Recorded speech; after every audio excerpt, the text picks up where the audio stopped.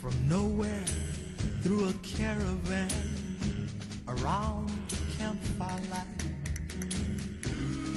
a lovely woman in motion with hair as dark as night. Her eyes were like that of a... Good evening. Welcome to the Woman to Woman Talk Show. We're here this evening all the way in Evanston, Illinois. We're in the home of Gypsy and her family and Mary Moore. She's better known to me as Gypsy. But we're here tonight to discuss her life story and some of the things that she's done. She's been, as far as I know, she's been a pioneer. She's been a motivational speaker. She's one of the greatest women that I've ever met. I've seen her in action dealing with children, adults, seniors, and she's one of the top designers that I've ever known in my life. So we came tonight to share her life story with the world. So thank you. Here's Miss Moore. Thank you, Ms. Richmond. But were you talking about me? Oh, I wasn't sure because that was touchy. I mean, I you know, it's amazing how, you know, you know who you are, but you don't know what people think about you, and they say that the credit you give yourself ain't worth having. That's why I don't give it to me. I let other people do that, and for that, I appreciate that. So thank you very much.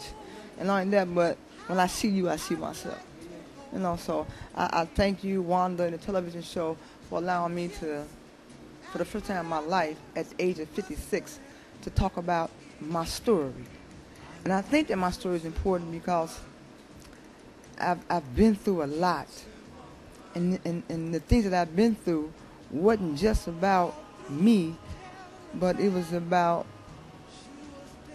understanding myself, understanding life, the world, God, spirituality, just understanding life, period. But today, at 56, there are some things that I know for sure. I know what I know that I know today, for real. I know some things. So that's why it's important for me to tell my story. And not only that, but I'm dealing with a situation. I was diagnosed with cancer. I'm embracing it. I'm not accepting it, but I'm embracing it because I ain't crazy. I deal with reality. You know, it's something I'm dealing with. But by the grace of God, I know that it's going to be okay. I have this, but I have no fear with this. I'm at peace with it. I'm at peace. I have no fear. I'm not worried about it. Don't need nothing, don't want nothing. I'm good. I know God got me. I didn't just get to know God today. I've been knowing God all my life as a little bitty girl. When I asked him, I said, God, when you get ready to do what you're going to do, I want to be in that number. And I remember when they had the Million Woman March, I was right there in that number. Man, before the Million Man March, before the Million Woman March, they had the Million Man March. And I used to always wonder, you know, what's really going on? You know, you talk about God, you talk about this and that. And I see black men, you know, I see a lot of things that I wasn't comfortable with. But when Minister Farrakhan called 1 million black men and they showed up, oh my God, I saw God. So after that, you know, I got just got bigger. I got real happy. I mean, I was, you know, elated. And then they called for the million women. I asked God I said, Lord, am I going? He said, of course you are. I cried before I got there. I cried in the middle of it. And I've been crying ever since, thanking God for allowing me to be one in a million. Now, you know I've been keeping a collection of how many buckets you filled up with all of the tears. So you understand that I think that since I've known you, I think we got maybe about five. I think I got about 500 buckets. I don't know how many other people are collecting, but she is a teardropper, and she makes everybody else do it. So tell us a little bit about your story. Well, my tears have come because I'm sensitive. I feel in my heart. Everything I've done all my life, I've done it from my heart. And it's been a bittersweet journey because a lot of people don't understand why you so nice. Why you giving me this and why you doing that? I'm like, because you asked for it and because you need it and because I have a sister say, why you always helping people? You ain't got nothing yourself. I got $10. I can give her $1. And not only that, but I never chase money. Money is not my God. I had a gift and talent that God blessed me with. 30 years in the craft, being a designer, I can now say that I'm an artistic, creative genius. Ain't nothing I can't do because I become a thinking woman. Let me ask you a question. Can you tell us about some of the things that you have created over the years? Can you just share the craft with us real quick? Not only will I share the craft with you, but I will share that not only did I create accessories, but I've created entrepreneurs. I've created business people, and I've created. We have a not-for-profit where we teach entrepreneurship. So I'm planting seeds because education means educe. Educe means to bring out and bring forth the gifts and talents that God gave us. And once we... I can't let you get past this, but you must tell us about some of the things that you have actually designed because I want the world to make sure that we don't pass this. So let's talk about the creation that you have created with your hands and tools. Well, there's no doubt that these are gifted hands. Ain't no doubt about that. I've been blessed with that because I have the gift. In the beginning, 30 years ago, I made a belt. Didn't want to. I wanted to make purses, but my son's father said that if I make belts and I get $2 for each belt that I sold. So no, I couldn't make the belts. He only make purses. So with each belt I sold, I got paid for it. The purse was a little difficult, so I was more, it's like the belts just called my name. So I started making custom belts and putting names on belts. The guy that taught me how to make belts' name was Pete, called him Roosevelt, 12th Street. He taught me the game. He taught me how to make the belts. And whenever he leave at night, I used to stay around the shop. We had a print shop called Words Printing. I used to hang around and just mess with the scrap and diddle-daddle, because I was fascinated with it, you know. So I started making these belts, and one day I went out in the street, and Pete left. I'm like, well, Pete, where you going? He said, well, I'm tired. I said, what? He said, what about you? I'm gone. I'm like, Lord, what I'm going to do? I was on public aid then. He said, go out and buy what you need. So I had a public aid check, got my little last check, trying to find out how to flip that money. Somebody said, well, you don't you go buy some herb, flip it around. I'm doing that.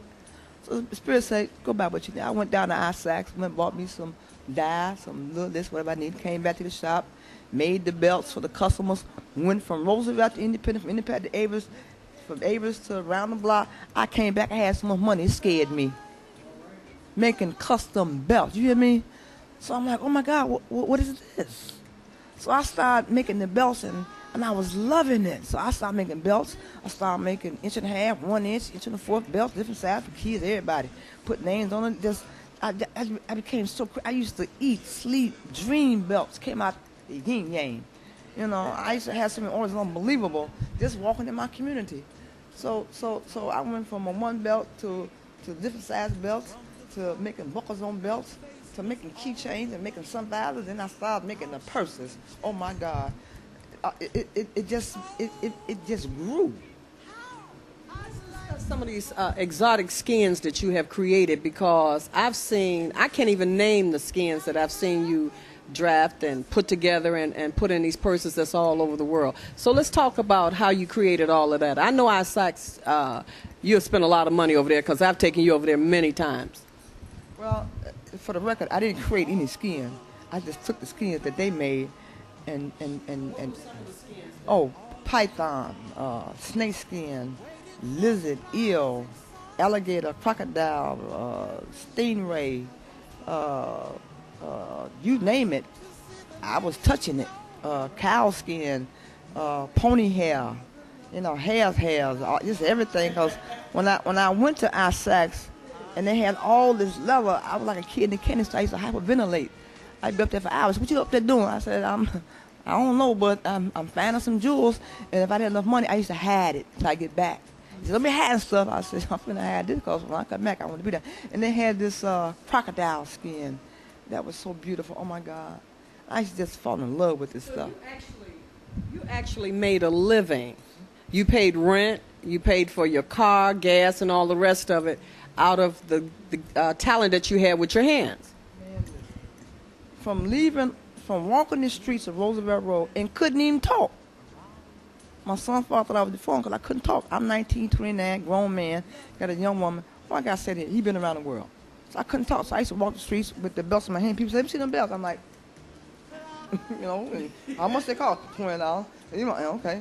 And I kept moving. But that allowed me to break something in me and listen, like, nah, I got the gift of gab. You can't shut me up. So I walked the streets for a long time. So I saw a sign on Madison, Pulaski say flea market coming. I'm like, oh my God, a flea market coming, Madison, Pulaski. So I went downstairs on the grand opening, but there was another guy doing crafts named Silver. I'm like, $7, what are you doing here? What do you mean? This is my spot. I said, no, baby, this is my spot. He said, well, all right, whatever.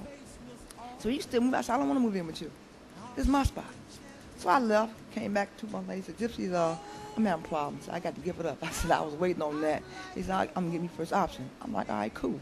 I moved in. I was there for, oh my God, a long time. I was there so long that it went from a flea market to weekends to 7 days a week. I was in business.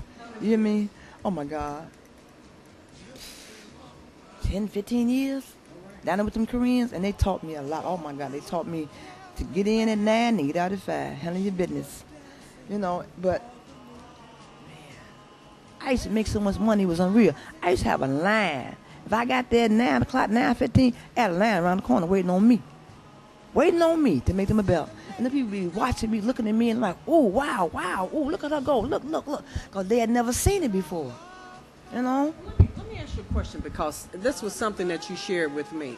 How long before I met you were you shining shoes? Because I was so fascinated with the idea that a female could shine shoes, and I wanted to be all that I could be for my man. So I wanted to be able to shine his shoes, cut his hair, get his suits designed and all the rest of it. But when I saw Gypsy Mary Moore do these shoes, and I'm saying, I got to do this. So she gave me that opportunity. Let's talk a little bit about that. Well, if you're going to shine his shoes and all that, you still got to learn how to do the manicure, the pedicure and the manicure too. Because I'm good. Oh yeah, I'm good at that. Now I make sure I'm thorough. With my man, I'm thorough. I'm single now, but you know, hey, I'm good. Ain't looking for no man, because God can mess with that. But anyway, shining shoes came to me through a brother that I respect, highest respect for, named Mr. Williams. He owns all the shoe shops at McCormick Place. He saw something in me, you know, and he offered me opportunity.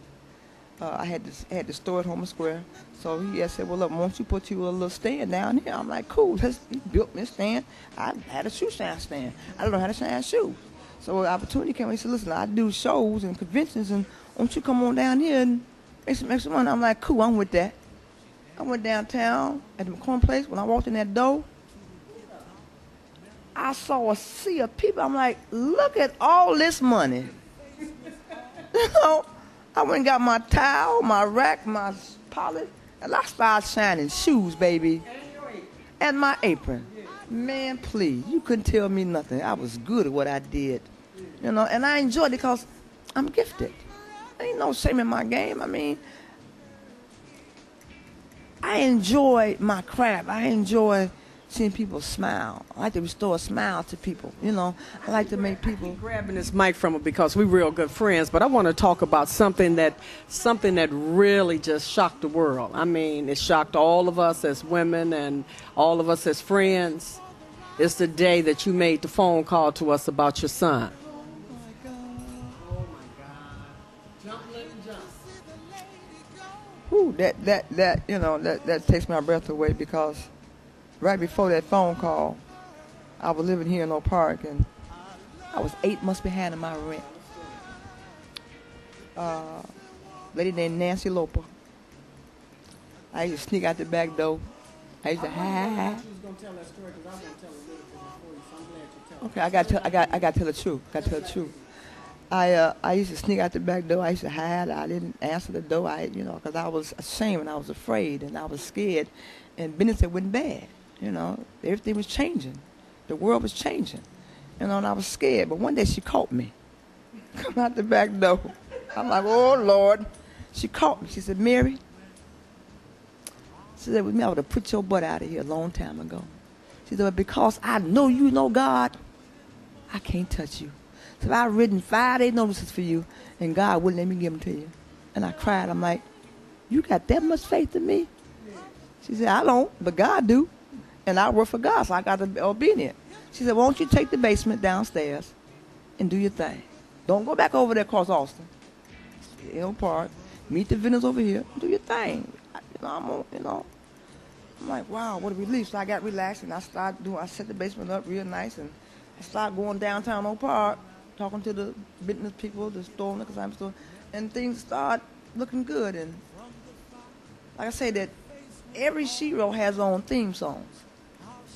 So 2 songs came out that year.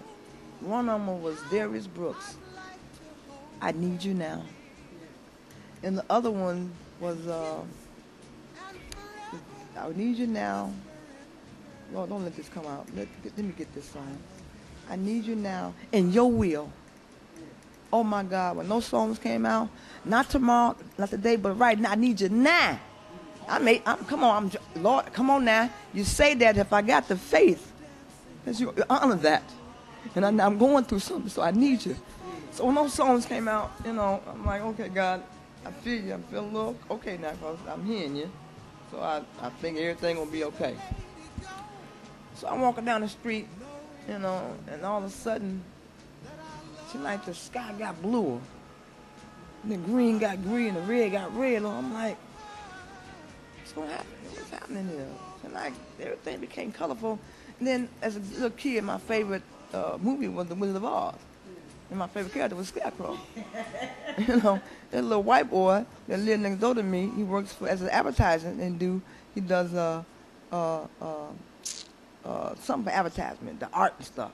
He took me to his house and took my designs on my shirt and he gave me 10 colors of the same. I'm like, wow, I ain't got to make them. I can always sew them. He's like, wow. I'm like, wow. He changed my world. So the next day, it's a Sunday. I was leaving from downtown. I went to an event. I get a phone call. It's my son. So Mama said, what you doing? I said, I'm just on my way back home. He said, I need to tell you something. I said, what, baby? I said, guess what? I'm like, what? He said, I'm in the NBA. Girl, you talking about a sister screaming. Oh, I'm like, God, no, you didn't. I'm like, me? Me? NBA mother? Oh my God, that was one of the crowning moments in my life. Where God blessed me and my son, blessed my seed. From that day forward, I started living a Cinderella story. So we got Chicago boys, everybody come out. All your so-called friends, all your people. But I didn't change. I stood on what I believed in. I ain't trying to be, I'm all that because my son, that's my son's world. He ain't mine. I'm going to stay true to my craft and my gift. But you have to tell the truth now. Because I kind of walked the bridge with you a little bit. I saw you clap your heels. I saw you do a little tinkle. You went from wearing blue jeans and slick shirts and tops to wearing chiffon and skirts and high heel little sandals and body glitter. You did a little bit of that too now. Listen. It's a poor dog that don't change his tune now. So listen. Them hand-me-downs that I had, yeah, I wouldn't have bought me some $200 shoes. Yeah, I wouldn't got me a nice hairdo. Yeah, I did all that. But I was practical. I still went to my favorite thrift stores. I still went to Home and Square. I still stayed in the same spot. I didn't change. I just changed my wardrobe. Attitude still the same. I was humble. I took all my friends to the game. All the kids to the game. Those that were deserving. Just like with this dinner I'm getting ready to have. I'm getting ready to have a dinner. I just made 56, May 7th. The topic of the dinner was going to be celebration of life. Celebration of life, because by me dealing with my sickness, and the people gave me a time, which they ain't God, I didn't receive it, but I'm going to be practical. And I'm going to make use of that. So I want to have this dinner for my friends to let them know how much I love and care and respect them. That's what it's all about, we talk about a lot of things, and we shared a lot of stories, but Every morning when you've been calling me for the last month or last couple of weeks, you've been talking about somebody, and I would like for you to share a little bit about that for me, because you got pretty excited. And then I started trying to turn over and get up at 5 o'clock so that I could get prepared for some of this and then tune into some of this lightness that you talked about. So why don't you share a little bit about that with us? Well, I understand. See, like I said, there's some things that I understand today for sure. As a little girl, I've always been curious about Jesus, about God, and about the King James Version of the Bible. In the beginning, I got stuck because it said that Eve talked to a snake. And I used to go to the park looking for a snake. As a little girl, didn't have the understanding I have now. I didn't see that. They said that Moses turned water to wine. I'm like, those things didn't happen, so I was a little confused. So as I got older, I started reading, I started searching, I needed to make sense of it because it don't make sense. So as I got older, I did a lot of reading, and I fed myself spiritually. In me feeding myself spiritually, it separated me from other people. And I've heard Bill Winston talk about the eagle in the chicken coop. But I'm going to tell you the story about eagle in the chicken coop. My version. Oh, you better get back to this, and we're going to stay on this. But that's going to lead. Well, that's going to lead up to that. Because there's eagles and there's chickens. I'm an eagle. But you're talking about an eagle. There ain't many of them out here. 95% of the people in the whole world are confused and programmed. I know this today. As a little girl, I got lost in the chicken coop. And I was raised by chickens. And being in the chicken coop, raised by chickens, I thought I was a chicken. And my chicken parents said, well, baby, you just different. So I used to leave and said, well, last time I go to school. So I go to school, they're like, oh, look at that, look different. Oh, something wrong with her. She tall, she skinny, she dark skinned, she bald headed. She this, she that. They made fun of me. And I used to come home sad. Mama say, well, you just different. You just different. Don't worry about it. Keep on going out there. That'd be all right. So I kept going to school. Every time I go, they bullying me and they messing with me and they, that's what they did to me. They made me feel uncomfortable. They talked about me, told me I need to go get a job, I need to quit making belts, I need to go get married and live the American dream. I'm like, I can't do that. So one day, an eagle swooped down on me on my way home, and I was mad. The eagle said, what are you doing here? I'm like, what do you mean what I'm doing here? I'm a chicken. The eagle say, you ain't no chicken. He's like, yes, I am a chicken. He said, flap your wings. I said, these are not wings, these are deformed arms. He said, no. Those are your wings. So he started flapping. He said, what? What? These wings? He said, keep flapping, keep flapping, keep flapping. Oh, heck no, I can't fly. I'm a chicken. He said, no, keep flapping. He's like, oh my God, I can fly. So he said, follow me. So the eagle took the chicken eagle over to the eagle's nest. He say, oh my God, they all look like me. So he stayed there for a year, got situated, got acquainted, got comfortable, met his new family. He remembered, like, wow, Margo's over there. So man got Margo. Then he started meeting other eagles. So he had to say this. Not many black men you hear have I heard in my life that wasn't a preacher talk the way this brother talked. Every morning, 5 o'clock, one morning, 5 o'clock, I was awakened by a sermon from a brother named Steve Harvey on the Steve Harvey Morning Show. I'm like, what are he talking about? I'm like, oh my God, no he didn't. So I started listening. I said, this is one time. The next morning I set my clock, 5 o'clock. Same old thing. Straight P, no chaser. Kept it real, I'm like, oh my God, this black man is talking like he know God. And he ain't ashamed. He ain't scared. He ain't embarrassed. He ain't stuttering. He just telling like it is from his own life experiences. He making it make sense. I'm like, wow. he sound like me. That may be one of them Eagle brothers. You know, so every morning, by me going through, I'm going through, he talking about what he went through. And some ones I cried because it hit home. It resonated in my spirit. It bear witness to what I'm going through. And he said, whatever you do, don't ever give up. He said, if you got faith, he said, faith ain't just faith. He said, faith is to be rewarded. I'm like, oh my God. I'm like, 56 years old. I know I done had some great times in my life and some crying moments in my life. But now I'm going through this cancer thing, and I ain't scared, but I know I'm going for a reason. So, and I know what the reason is technically, but not that it's taking too long, but to be real with you sometimes, I get scared. You know, I cry because I don't know the outcome, you know, but I know what I'm expecting and I'm looking at, but I could, you know.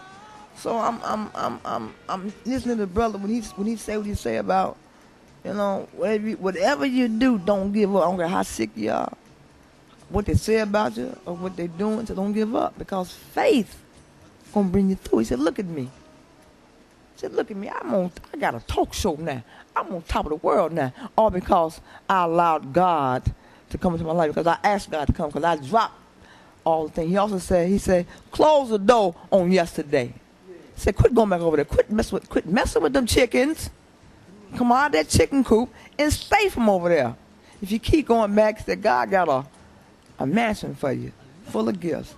And you keep running your tired butt back over to the west side, running your butt back over to this crazy nigga, keep running your butt back with these crazy people, don't want nothing, ain't doing nothing. What you doing? You wasting time.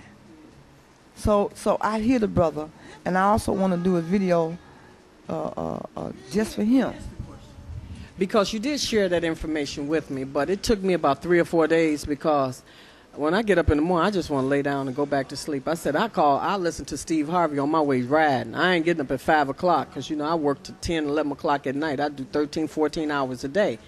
And so one night I couldn't sleep at all, so I was up to catch him as well. So I got an understanding, because I kept waiting for him to do what he always do. You know, he tell all the jokes and slam the people around, and when I say that, I mean that, because he's so versatile. So I'm glad that you introduced me to the early morning hours when he is the preacher. I call him the preacher. Hey, listen. On one of his comedy shows, at the end he said, if I can introduce anybody in the world, I introduce Jesus, and I do it like this. He rolled with it. So I would like to take that same piece and introduce him like that, because when I do the interview, I don't know how to address the brother, the man, the person. So if you walked in the door right now, what would you say? How would it come across? Oh my God. Oh my God. I'll stutter. I would actually stutter, you know, because it'd be like God just walked in the house, because God is inside the hearts of master godly people.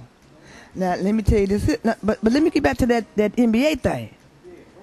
You know, my son got with the Chicago Bulls in Chicago, hometown.